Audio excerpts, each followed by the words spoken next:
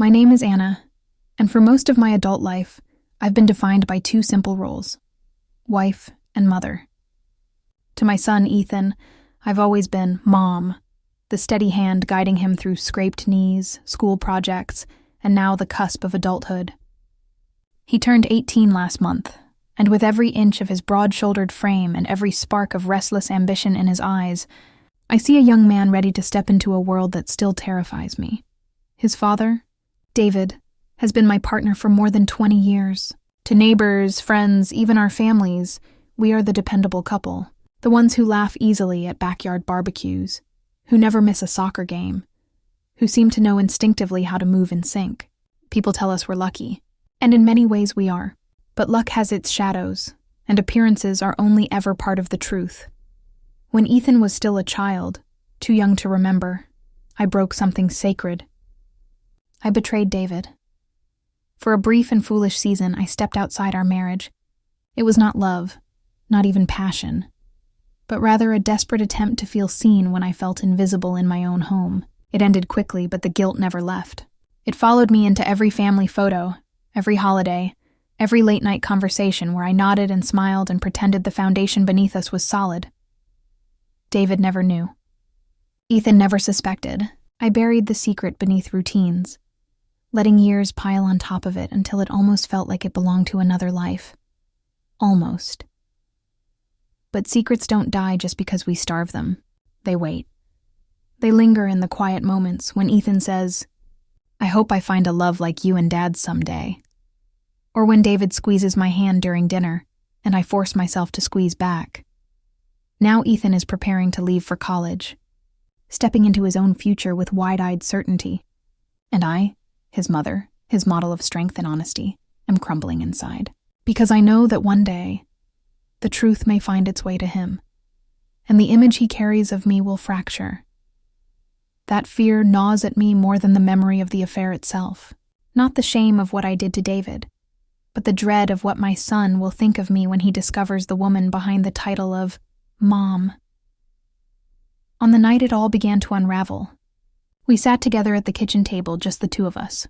David was away on business, and Ethan was buzzing with excitement about his acceptance letter.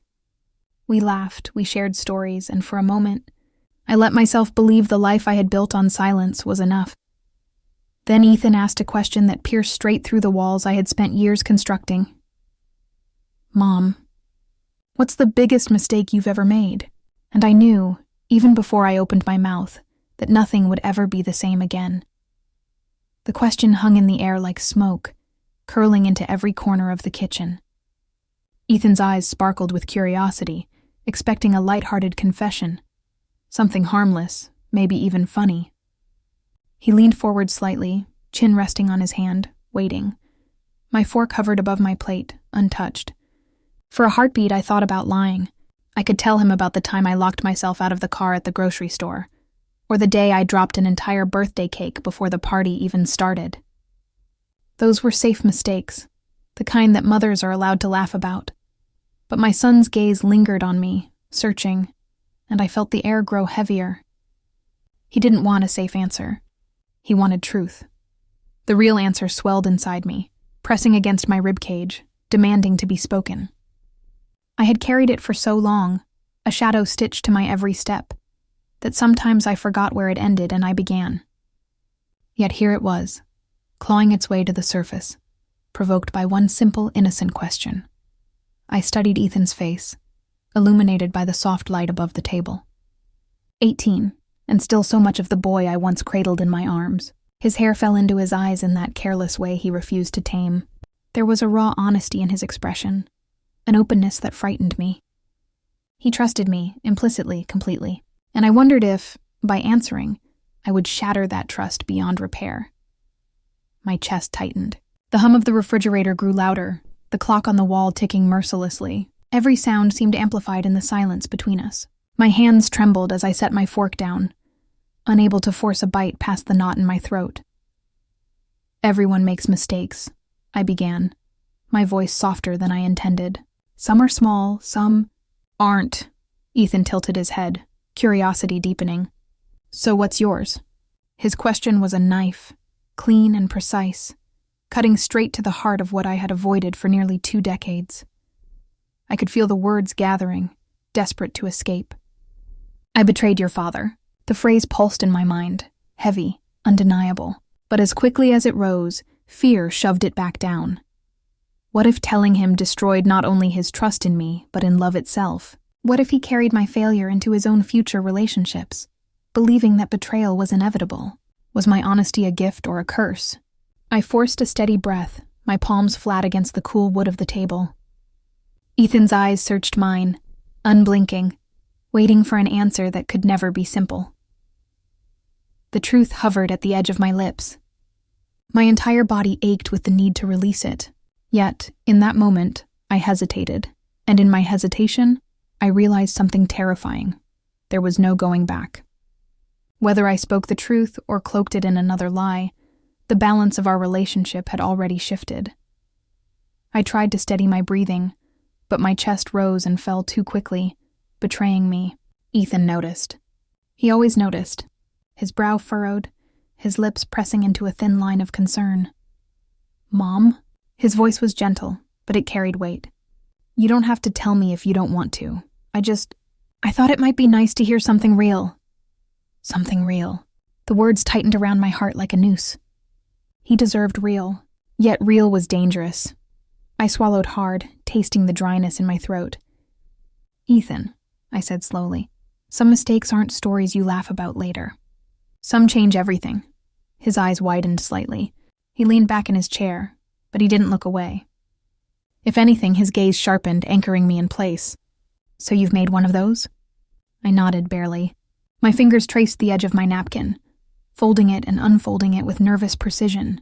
My mind screamed at me to protect him, to protect myself, but my heart whispered that silence was its own form of betrayal. When I finally spoke, my voice trembled. "A long time ago, I did something I've regretted every single day since. I thought I could bury it, that if I worked hard enough at being a good mother, a good wife, it would disappear. But it doesn't. It follows you." Ethan tilted his head, his expression unreadable now. He was no longer a boy asking a casual question. He was a young man peering into a crack in the foundation of his family. "What was it?" he asked quietly. I closed my eyes for a moment, summoning courage I wasn't sure I had. Images flickered across my mind. Late nights, whispered lies, the face of a man who wasn't my husband. The shame was so vivid it burned. When I opened my eyes, Ethan was still there, waiting, patient, relentless. "I hurt someone who trusted me," I whispered. "Someone who didn't deserve it." The words hung in the air like a confession to God, fragile yet irreversible. My pulse hammered in my ears. I hadn't said everything, but I had opened the door. There was no closing it now. Ethan's face shifted, his jaw tightening. "Dad?" he asked. One word, sharp as a blade, I flinched as if struck.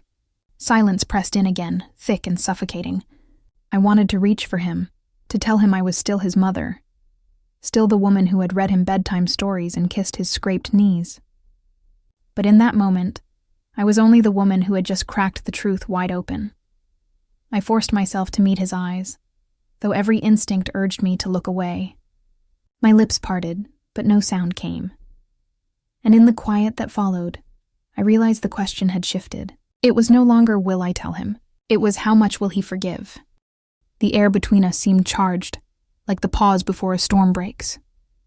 Ethan's single word, "Dad," still echoed in my ears, demanding an answer I wasn't ready to give.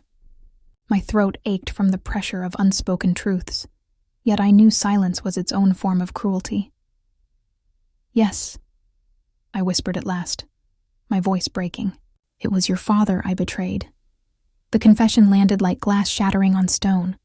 Ethan stiffened, his eyes narrowing in disbelief. For a moment he said nothing, but the silence screamed louder than any accusation. "When?" His question was sharp, almost mechanical, as if forcing himself through the motions of interrogation. I gripped the table edge, my knuckles white.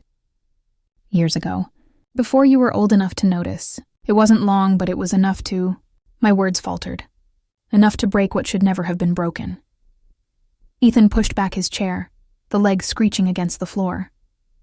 He stood, towering over me now, not as my little boy, but as a young man staring down betrayal. All this time you've been pretending? Smiling, cooking dinners, cheering me on, knowing you lied to both of us? Tears blurred my vision. It wasn't pretend, I pleaded. Every smile for you was real. Every sacrifice, every moment, none of that was false. But yes, I lied. I thought I was protecting you. His laugh was hollow, a sound I had never heard from him before.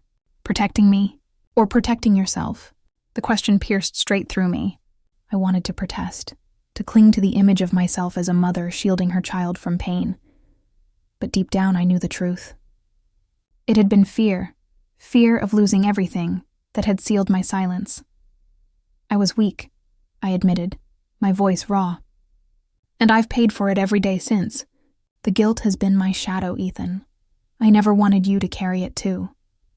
He paced the room, running his hands through his hair in agitation. His silence was unbearable, so I filled it with trembling words. I know I've let you down. I know I've broken the picture of who you thought I was. But please believe me, my love for you has never been touched by this mistake. Ethan stopped, turning to face me. His eyes were wet now, though his jaw remained clenched. Love isn't supposed to come with secrets, he said. His voice cracked on the last word, betraying the boy still inside him. I reached out, but he didn't move closer. The distance between us stretched wider than the small room we stood in. And yet, I sensed something shifting. Not forgiveness, not yet, but the raw beginning of a reckoning neither of us could escape.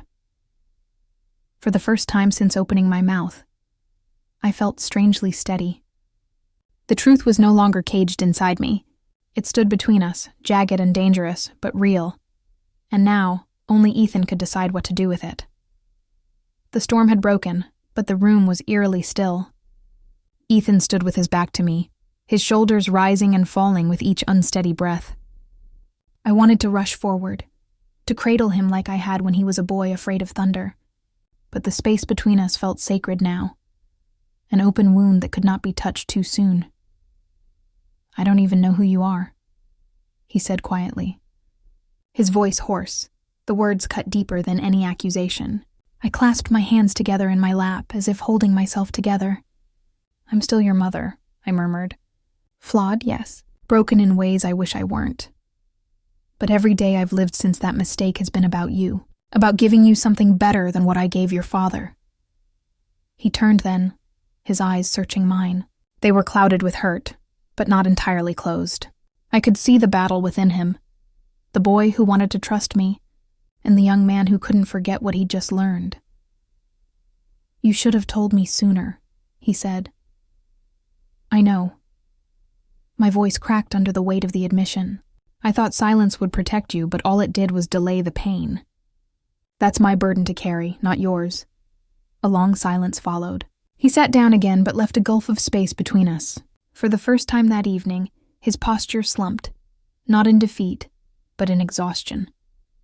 He rubbed his face with his palms, as though trying to scrub away years of innocence lost in a single conversation. Finally, he spoke. I don't know if I can forgive you. Not yet. The honesty stung, but it was also a gift. He hadn't walked away. He hadn't shut the door completely. I nodded, swallowing the ache in my chest. I don't expect forgiveness. I only hope you'll let me prove, in whatever time we have, that I can be worthy of it. His gaze lingered on me, softer now, though still edged with uncertainty. It's going to take time, he said. Then time is what I'll give, I replied. For the first time that night, the heaviness in my chest eased just enough to allow a breath that didn't hurt. The truth was out. Ugly, painful, irreversible, but real. And in that raw honesty lay the faintest possibility of rebuilding. Ethan didn't reach for me, nor I for him. But when he finally stood to leave the room, he didn't slam the door. He paused in the doorway, his silhouette outlined by the dim hallway light.